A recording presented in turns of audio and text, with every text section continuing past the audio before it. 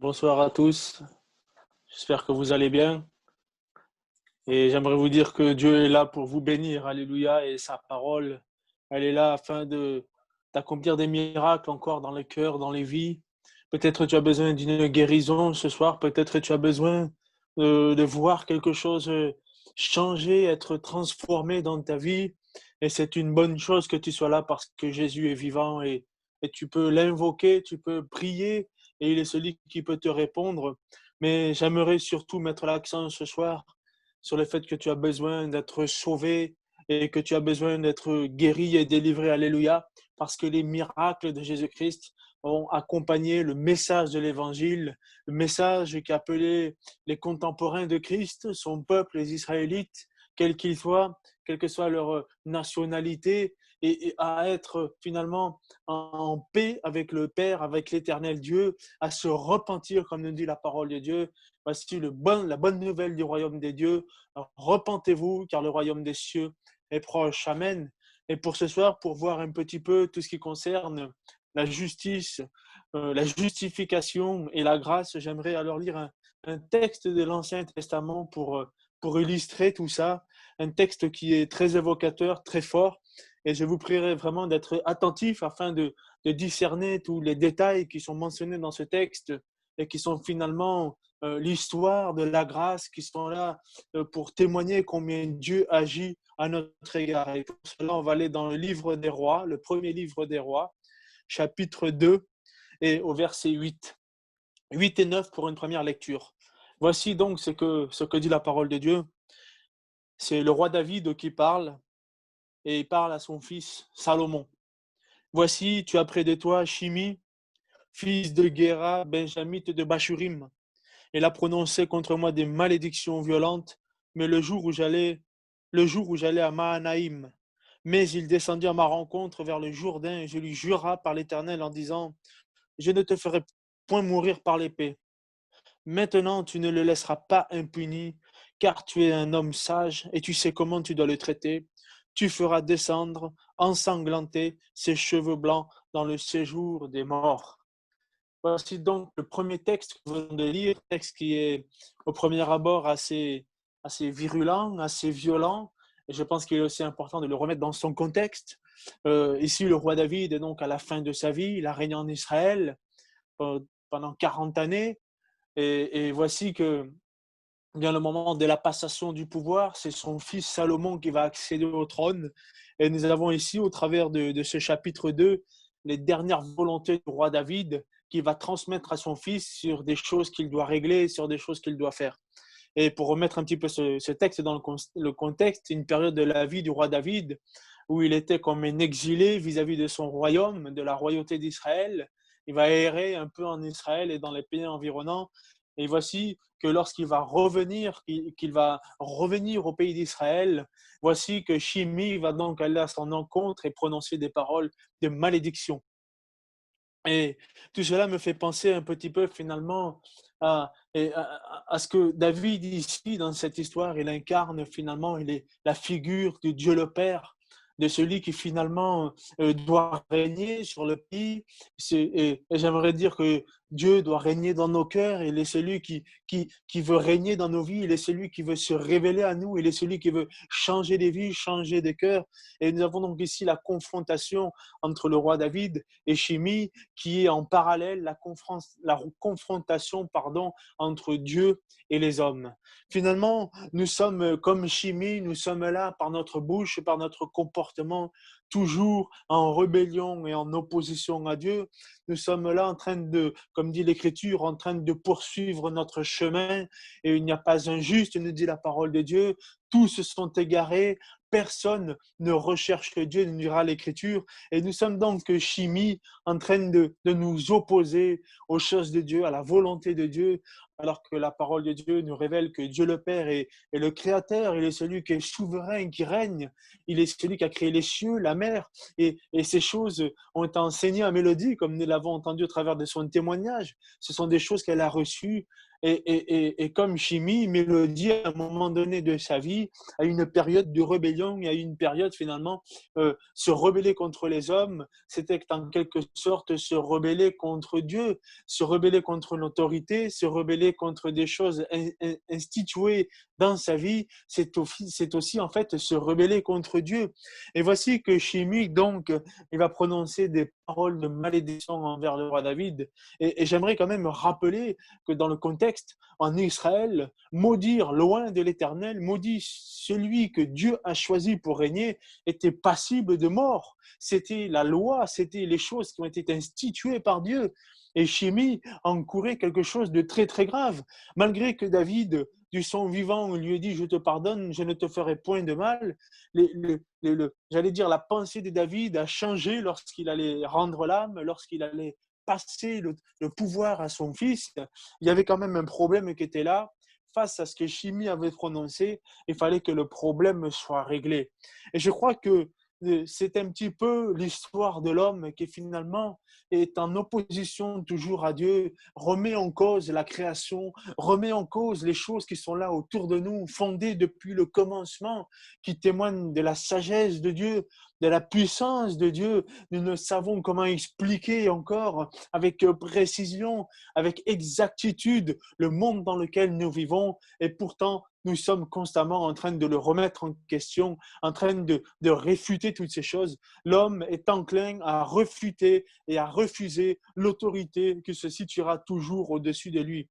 Et par définition, l'homme finalement se rend donc coupable devant Dieu, car dans Romains chapitre 10, verset 21, nous dit l'Écriture, « J'ai tendu mes mains tout le jour vers un peuple rebelle et contredisant. » Voici ce que nous dit l'Écriture. Et c'est un petit peu le lot de tous les hommes aujourd'hui, car l'Écriture nous dit qu'il n'y a pas un juste, pas même un seul. Donc l'homme, ça veut dire que par définition, il n'en a que faire des choses de Dieu. Il veut mener la vie comme il l'entend, mener le chemin tel qu'il le pense, tel qu'il le conçoit, pensant qu'il y a là la vérité, pensant qu'il y a là la liberté, pensant qu'il y a là finalement le bonheur.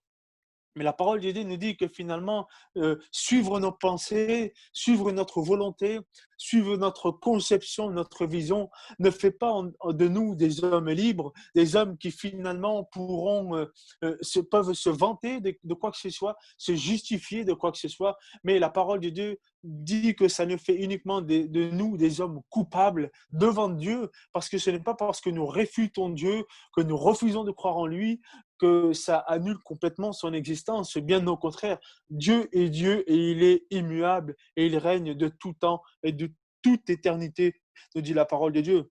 Dans le psaume 107, verset 17, il est dit « Les insensés, par leur conduite coupable et par leur iniquité, s'étaient rendus malheureux. » Et peut-être que tu es malheureux dans ta vie ce soir, dans ta manière de vivre, parce que finalement, elle n'est pas en accord avec la volonté de Dieu, elle n'est pas en accord avec la pensée de Dieu. Et j'aimerais te dire que ce soir, bien qu'il y ait une condamnation qui puisse reposer ta vie à l'instant où je te parle, et j'aimerais te dire que lorsque cette réunion sera finie, tu apprendras qu'il y a également pour toi une issue de secours, quelque chose d'extraordinaire qui est mis à ta disposition et qui est la grâce de Dieu. J'aimerais te rappeler que le salaire du péché, c'est la mort. Et dans ce psaume que nous venons de lire, ce ne sont que les conséquences de la conduite. Et sachant que tous les hommes sont prisonniers du péché parce que l'homme est désobéissant par nature, alors le salaire du péché, nous dit la parole de Dieu, c'est la mort. Et tous les hommes sont donc destinés à se diriger vers le séjour des morts. C'est pour cela que toute leur vie, ils peuvent essuyer du malheur, des difficultés, plein de choses qui finalement sont étroitement liées au péché. Et j'allais dire même que Christ est venu afin de changer les choses, alléluia. Il est celui qui est venu afin de donner un nouvel avenir, un nouveau lendemain pour ta vie. Je dirais même dans Romains chapitre 5, verset 16, pardon, il n'en est pas du don comme de ce qui est arrivé par un seul qui a péché. Cela veut dire qu'au travers de Adam, tous les hommes ont été rendus pécheurs, mais le don gratuit de Dieu, alléluia, c'est le salut en Jésus-Christ. Car c'est après une seule offense que le jugement est devenu condamnation. C'est-à-dire que vu que Adam a péché, tous les hommes ont été renfermés dans la désobéissance. Et parce que tous les hommes ont été renfermés dans la désobéissance, il fallait donc qu'il y ait une justice qui soit manifestée vis-à-vis de leur état. Et c'est ainsi le rôle de la justice, c'est de trancher, c'est de finalement de dire si ce qu'on fait est bien ou mal. Et j'aimerais te dire que quelles que soient les choses que tu fais dans ta vie, a des conséquences bonnes ou mauvaises. Et il viendra le moment où tu paraîtras devant Dieu pour la vie que tu as menée. Et j'aimerais d'ores et déjà te dire que c'est perdu d'avance si tu n'as pas Jésus-Christ comme avocat, si tu n'es pas passé par la repentance et que tu n'as pas goûté à la grâce de Dieu, car Jésus-Christ ne pourra pas plaider en ta faveur lorsque tu paraîtras devant Dieu, lorsque tu paraîtras lors du jugement, parce que tu es un pécheur et viendra le moment où la justice va se prononcer contre toi, parce que lorsqu'il y a injustice, il y a condamnation. Lorsqu'il y a faute, il y a condamnation. Lorsqu'il y a péché, il y a condamnation. Et ce sont des choses tout à fait normales. Que tu ne crois pas en Dieu ce soir, ou que tu rejettes tout simplement Dieu, viendra le moment pour toi où tu devras rendre compte de ta vie, rendre compte de tes actes, rendre compte de tes pensées, parce que c'est tout simplement la justice qui est faite comme cela. Et Dieu est le seul véritable juge. Alléluia. Amen. Et il est celui qui règne et qui est tout puissant sur son trône. Et viendra le temps où tu devras donc rendre des comptes de ta vie. Mais tandis que le don gratuit, alléluia, devient justification après plusieurs offenses. Il y a l'opportunité pour toi ce soir d'être sauvé, d'être délivré, comme nous allons le voir au travers de la suite de ce récit extraordinaire. Nous avons lu donc la première partie où Chimée est donc condamné à mourir. Le roi David finalement doit faire exercer une sentence vis-à-vis de Chimée et voici que quelque temps va s'écouler, Salomon va monter sur le trône et c'est lui qui va régner sur le trône. Et nous allons donc maintenant lire la deuxième partie de ce récit dans le même livre du roi, chapitre 2, verset 36. Là, c'est Salomon, il s'agit de Salomon qui parle. Et voici ce que dit Salomon. Voici ce que dit Salomon. Le roi fit appeler Chimie et lui dit, bâtis-toi une maison à Jérusalem, tu y demeureras et tu n'en sortiras point pour aller de côté ou d'autre. Sache bien que tu mourras le jour où tu sortiras et passera le torrent de Cédron, ton sang sera sur ta tête. Chimie répondit au roi, c'est bien, ton serviteur fera ce que dit mon seigneur le roi. Et Chimie demeura longtemps à Jérusalem. Waouh! Extraordinaire ce récit de la parole de Dieu. Comment on peut lire déjà dans l'Ancien Testament la bonté, l'amour de Dieu envers nous, envers les hommes, au travers de ce récit historique qui s'est passé, il y a ici un message fort pour toi ce soir. Alors que David condamnait Chimie, voici qu'il a donné des directives précises à son fils. Voici que maintenant son fils qui est sur le trône va faire grâce à Chimie et va lui permettre même de bâtir une maison dans Jérusalem.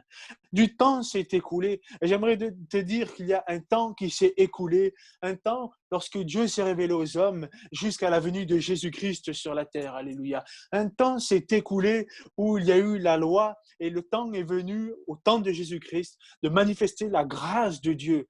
Du temps de Salomon, il y a un temps qui s'est écoulé et voici que Salomon va faire grâce à Chimie. Il ne va pas tenir compte finalement de la condamnation qui reposait sur sa vie, mais il va lui offrir une chance. Il va lui offrir l'opportunité de vivre dans la ville sainte, dans la capitale d'Israël, dans la ville même où se trouve le trône du roi.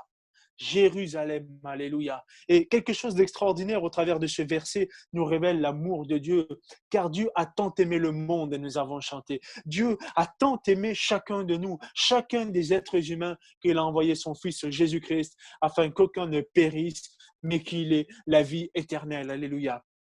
Amen.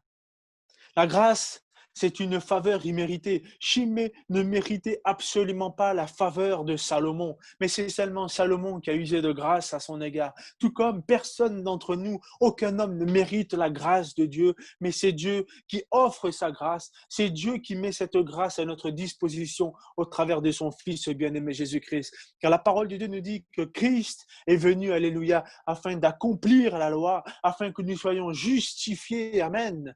C'est-à-dire que la justice justice ne soit plus contre nous, mais que la justice soit en notre faveur. C'est ça que ça veut dire justifier. Ça veut dire que la justice, lorsqu'elle juge notre vie, elle n'est plus contre nous à cause du péché qui nous rend coupables, mais la justice agit en notre faveur parce que finalement, elle nous trouve favorables et c'est ainsi que nous sommes justifiés.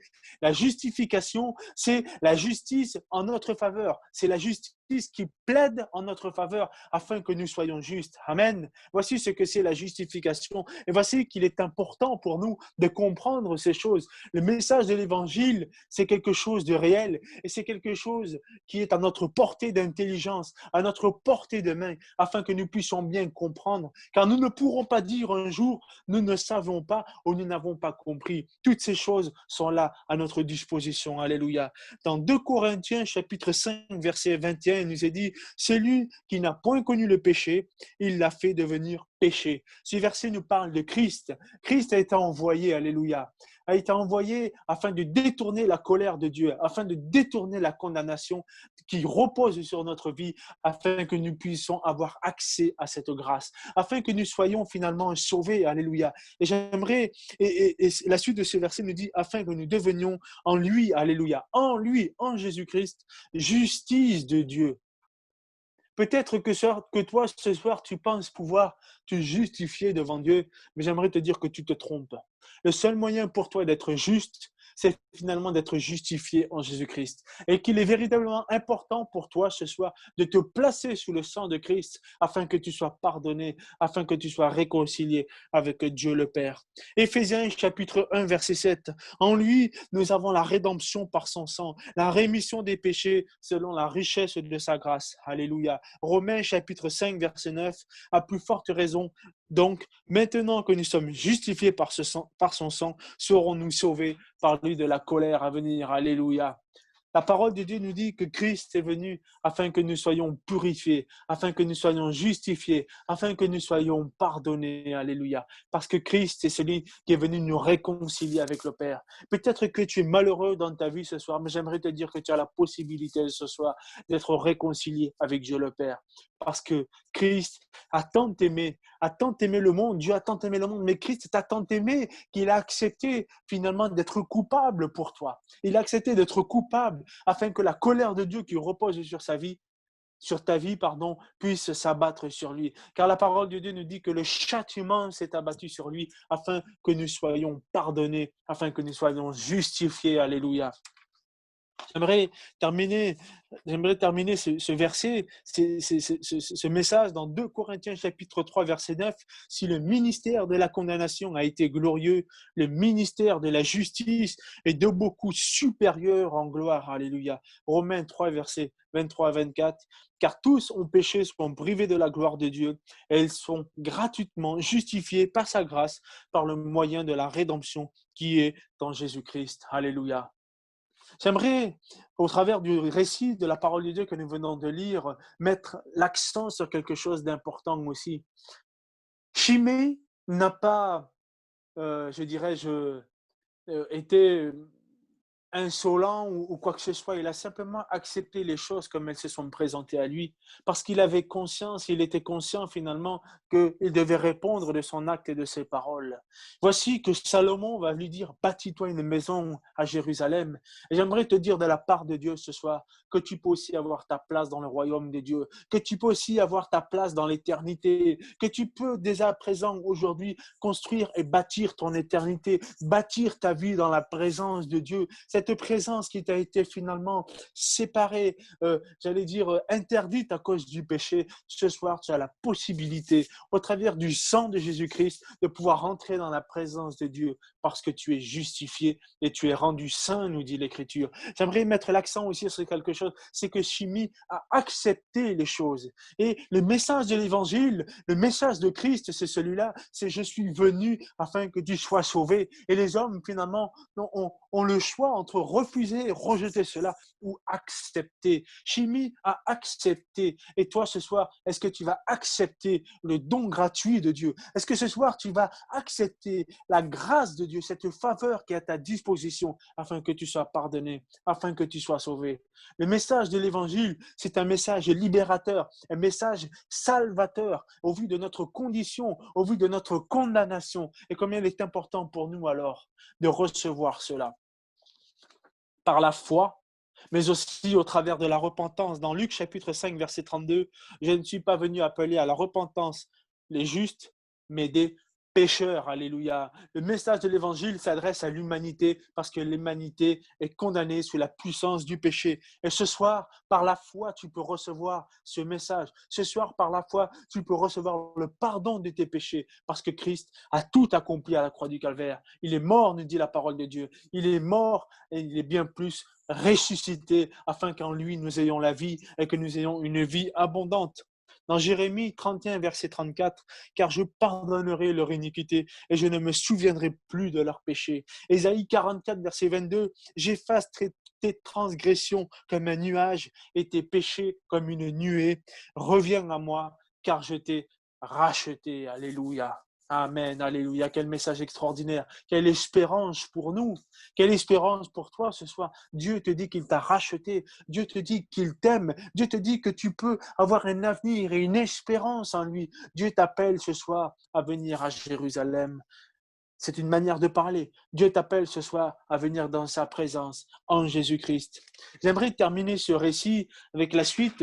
Je vais le résumer, je ne veux pas tout lire parce que c'est assez long. Voici que Shimi, donc, il va se retrouver à bâtir sa maison dans Jérusalem. Et la parole de Dieu nous dit que 3 ans s'est écoulé. Et au bout de 3 ans, 2 de ses serviteurs sont partis et se sont échappés. Et qu'est-ce que va faire Shimi? C'est que, hop, il va quitter Jérusalem et il va aller à la poursuite de ses serviteurs.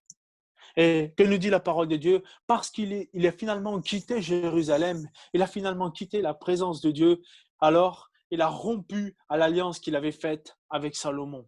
Et au travers de ces versets, nous avons là aussi l'image que notre salut est éternel. Seulement si nous dépendons, alléluia, de la présence de Dieu et que nous dépendons du sang de Jésus-Christ et que nous restons dans le sacrifice de Jésus-Christ.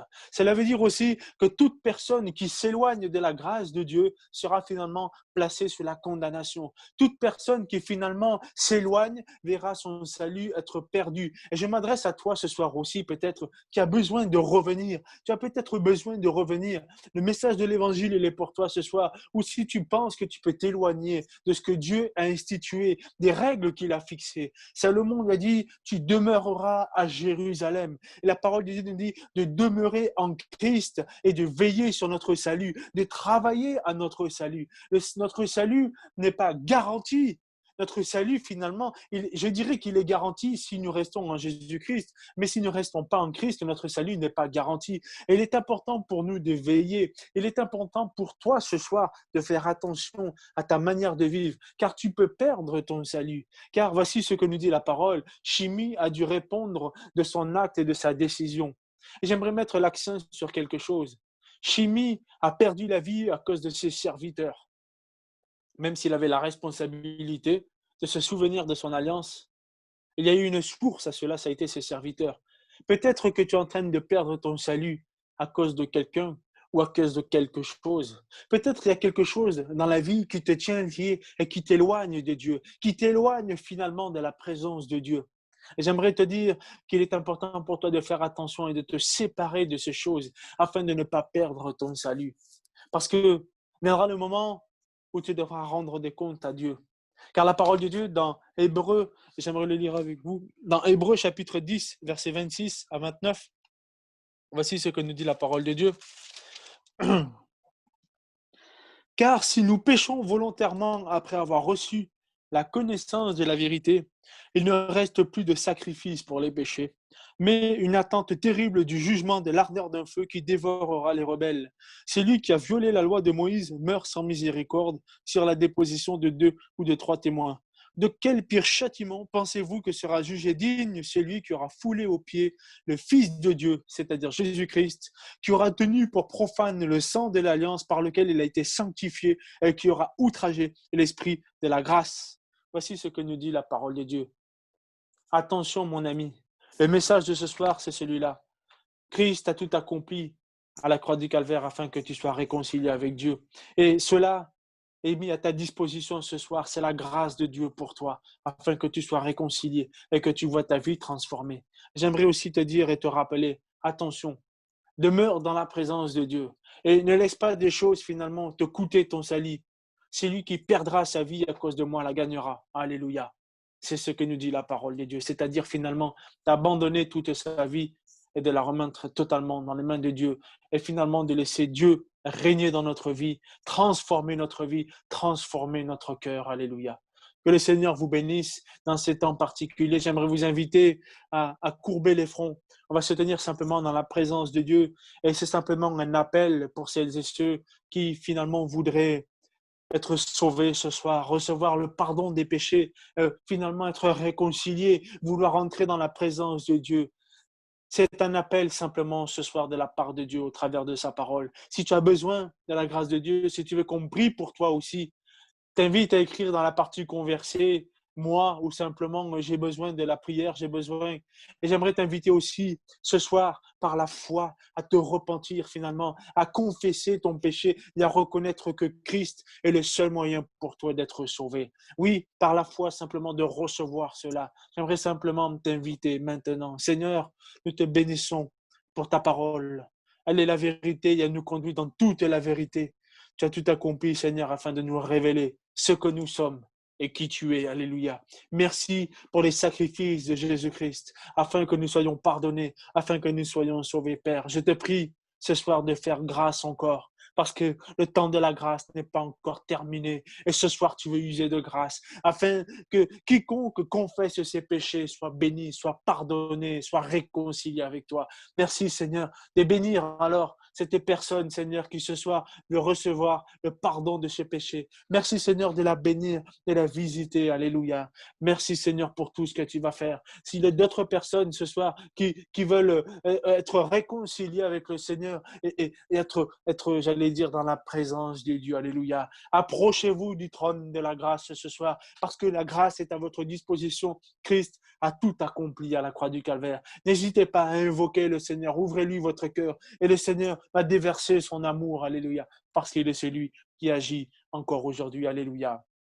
J'aimerais faire un appel maintenant pour celles et ceux qui ont besoin de la prière, pour une situation dans leur vie, qui ont besoin de voir Dieu agir. Car voici les choses qui accompagneront la parole de l'Écriture. Il y aura des signes, des prodiges, il y aura des miracles. Et je crois que le Seigneur de tout mon cœur et celui que ce soit peut faire un miracle dans ta vie. Il est capable de changer une circonstance, une situation. Alléluia. Parce qu'il est le Dieu tout-puissant. Et nous pouvons prier. Et j'invite l'Église à se mobiliser dans la prière. Alléluia. Afin que nous puissions prier pour le papa de Maïva qui Maïva redemande encore la prière pour son père. Alors, unissons-nous dans la prière, alléluia, parce que Christ est tout puissant, Seigneur. Nous te confions le papa de Maïva afin que tu puisses te révéler à son cœur, que tu puisses attirer son cœur à toi, Seigneur, et qu'il puisse être réconcilié. Merci, Seigneur, de bénir cet homme. Merci, Seigneur, d'accompagner ta parole par la puissance des miracles, alléluia, parce que tu es la vérité. Merci, Seigneur, de veiller sur ta parole.